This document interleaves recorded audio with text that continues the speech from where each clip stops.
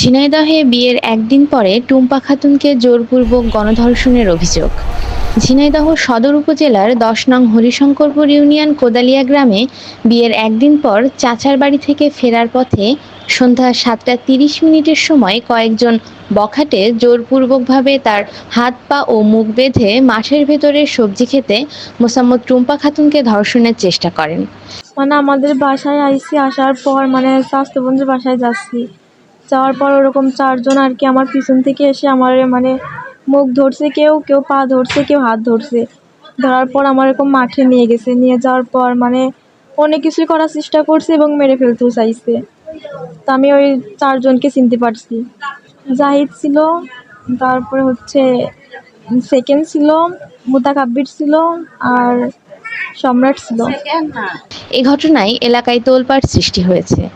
ভুক্তভোগী সূত্রে জানা গেছে, বিয়ের একদিন পরে সন্ধ্যা ৭টার দিকে তার নিজ গ্রামের চাচার বাড়ি থেকে নিজের বাড়ি ফিরছিলেন তারা। মুখ বান্ধা ওড়না দিয়ে বান্ধার পরে গাছের সাথে ২ হাত পেঁচায় বাঁধে রাখছে। একটা নাক ফুল ছিল, ওইটা নিয়ে নেছে।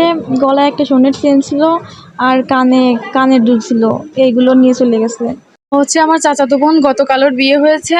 তারপরও আজকে সন্ধ্যার দিকে আমাদের বাসা থেকে আমার কাকুদের বাসায় যাচ্ছিল। মাঝখানে একটা গলি আছে, গলির ভিতর থেকে ঠিক তখনই কিছু বখাটে তাকে জোর করে মাঠের ভিতরে নিয়ে যায় ও তাকে ধর্ষণের চেষ্টা করে। বিষয়টি এলাকায় ছড়িয়ে পড়লে ৪ নভেম্বর স্থানীয়রা ৪ জন বখাটেকে চিহ্নিত করে। ওরে ধরেন অনেকভাবে মারে, কয়েকজনে পেট পাড়ায়, তারপর লাইট দিয়ে মাথায় বাড়ি মারার পরে তারপর মুখ চোখ বাঁধে গলার ভিতরে কাপড় চোপড় দিয়ে বুঝছেন, মনে করেন এক প্রকার মারে ফেলার চেষ্টা করে বুঝছেন। করার পরে ও তো ধরেন গলার ভিতরে কাপড় দিয়ে কোনো আওয়াজ করতে পারতেছে না, শুধু গ্যাংরানোর শব্দ হচ্ছে। পরে আমি ওয়াশরুমে গেছি, তখন ওরকম শব্দ পেয়ে লাইট দিছি। লাইট দেওয়ার পরে দেখি যে ওরকম অবস্থা। তারপর আমি বাড়ির সব লোকজনের ডাক দিছি, দেওয়ার পরে গেছে, যাওয়ার পর ওর উদ্ধার করেছে। তারপর কালকে ওর বিয়ে হয়েছে, ওর গলায় স্বর্ণের চেন ছিল, নাকেরটা ছিল, কানে দুল ছিল, হাতে একটা আংটি ছিল, সব কিছু নিয়ে গেছে। গতকাল রাতে আমার বিয়ে হয়েছে।